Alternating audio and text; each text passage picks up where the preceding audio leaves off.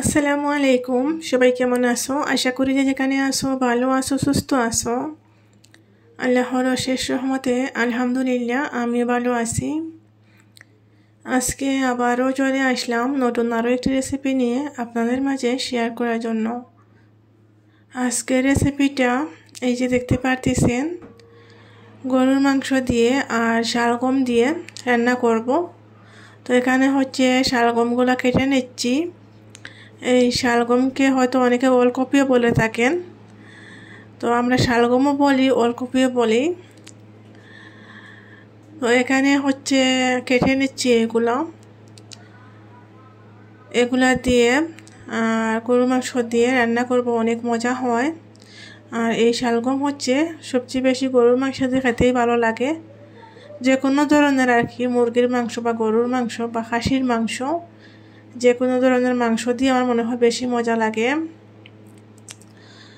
তো এটা আমি একটু বড় বড় করে পিস করে নিচ্ছি। আর এই যে দেখতেই পারতেছেন কেটে নিয়েছি সবটা, এরকম করে পিসটা করেছি একটু বড় বড় করে, যেহেতু মাংস দিয়ে রান্না করব সেই কারণে। আর এখানে যে অনেকগুলো পেঁয়াজ কেটে নিয়েছি, সাথে টমেটো নিয়েছি, 2টা টমেটো নিয়েছি। আর এই যে মাংস ধুয়ে পরিষ্কার করে নিয়েছি। এখন হচ্ছে রান্নাটা করে নেব। প্রথমে হচ্ছে আমি মাংসগুলো ভালো করে মশলা দিয়ে মেখে তারপর হচ্ছে মাংস কষিয়ে সবজিটা দেব। আর এই রেসিপিটা হচ্ছে কয়েকদিন বলতে ভুল হবে, প্রায় 1 মাস হয়ে গিয়েছে। তো আমি শেয়ার করব বলেই করতে পারতেছিলাম না, অনেক আর কি ঝামেলায় আছি, সেই কারণে রীতিমতো ভিডিও দিতে পারতেছি না ইউটিউবে। এখানে আমি সব ধরনের মশলাপাতি দিয়ে দিচ্ছি, আদা রসুনের পেস্ট, তারপরে সরিষার তেল দিয়েছি, মরিচের পাউডার, হলুদের পাউডার, ধনিয়া পাউডার, গোলমরিচের পাউডার, গরম মশলা, সব কিছু দিয়ে দিয়েছি। আর সবজি দিয়ে যেহেতু রান্না করব সেই কারণে মশলার পরিমাণটা একটু বেশি দিয়েছি, কারণ সাথে অনেকগুলো সবজিও দেব। এখন হচ্ছে চুলার উপরে বসিয়ে দিচ্ছি। আপনারা মশলাটা আপনাদের পরিমাণ মতোই দেবেন, যেমন সবজি তেমন দিয়ে রান্না করবেন।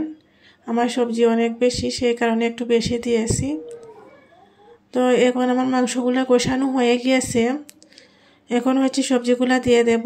সবজিগুলা দিয়ে আরও 5 মিনিট পর্যন্ত এইভাবে রেখে দেব, ভালো করে নাড়াচাড়া করে। 5 মিনিট পরে হচ্ছে ঢাকনা লাগিয়ে সিটি লাগাবো। আমি হচ্ছে সবসময় কুকারে রান্না করি। কুকারে রান্না করলে রান্নাটা তাড়াতাড়ি হয়ে যায়, তার সাথে আমার গ্যাসও অনেক দিন আর কি চলে যায়। আমরা হচ্ছে লাকড়ির চুলা নিয়েই গ্যাসে রান্না করি সব সময়, তো সেই কারণে কুকারেই রান্না করি যাতে তাড়াতাড়ি রান্নাটা কমপ্লিট হয়। এখানে 5 মিনিট পর এই যে আবারও ভালো করে নাড়াচাড়া করে নিচ্ছি, করে একটু পানি দিয়ে তারপর হচ্ছে সিটি লাগিয়ে নেব। পানি না দিলে আবার পুড়ে যাবে। তো আমি পরিমাণ মতো পানি দিয়ে দিচ্ছি, অত বেশিও দেব না আর অত কমও দেব না। সবজিগুলো যাতে ভালো করে সিদ্ধ হয় সেই পরিমাণেই পানি দেব। 5টা সিটি লাগাবো, যেহেতু সবজিগুলো একটু শক্ত টাইপের থাকে আর গরুর মাংস সিদ্ধ হতে তো একটু সময় লাগে, সেই কারণে। তো এখানে আমার সিটি লাগানো হয়ে গিয়েছে। আর এই যে দেখতে পারতেছেন সিটি লাগানোর পর সবজিগুলো অনেকটাই কম হয়ে গিয়েছে। সিদ্ধ হলে যে কোনো সবজি কম হয়। আর আমি ঝোলের যে পানিটা দিয়েছিলাম, তো পানিটা এই পরিমাণই হয়েছে, এখানে আর কোনো পানি ব্যবহার করব না, এইভাবেই রাখবো।